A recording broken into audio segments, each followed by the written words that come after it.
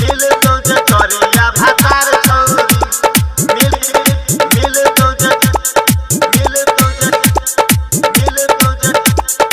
जकरिया भातार छौरी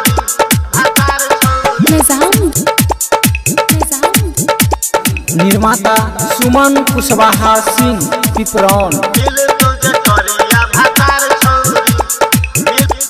मिल तो जकरिया भातार छौरी दिल कोनो ऐसे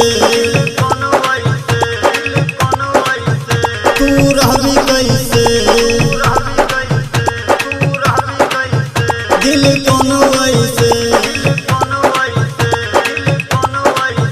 तू रहबी कैसे दिल कोनो ऐसे तू रहबी कैसे दिल कोनो ऐसे तू रहबी कैसे ए बहिन हमरा सन प्यार छौरी मिल तो जकरिया भातार छौरी हो मिल तो जकरिया भातार छौरी।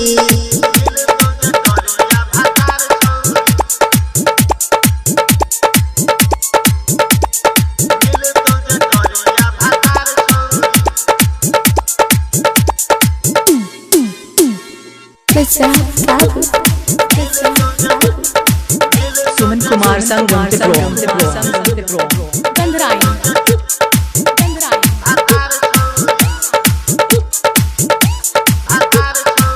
चल तू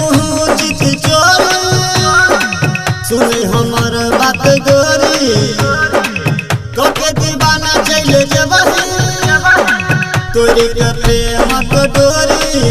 तू भेल बे वफा वफा वफा नहीं केले तू जफा जफा जफा तू भेल बे वफा नहीं केले तू जफा ठै केले ले नमरी हजार छौरी मिल तो जकरिया भातार छौरी हो मिल तो जकरिया भातार छौरी।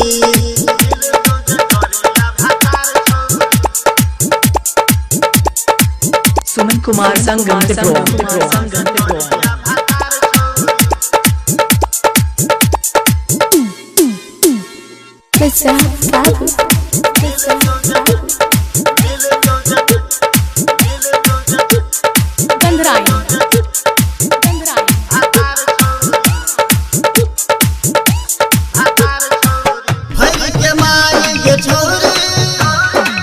जल्दी तू भाग के छौरी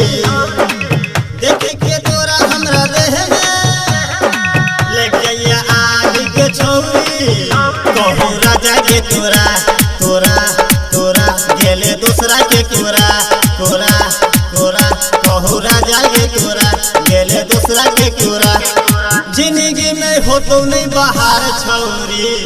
मिल तो जकरिया भातार छौरी हो मिल तो जकरिया भातार छौरी। सुमन कुमार संगम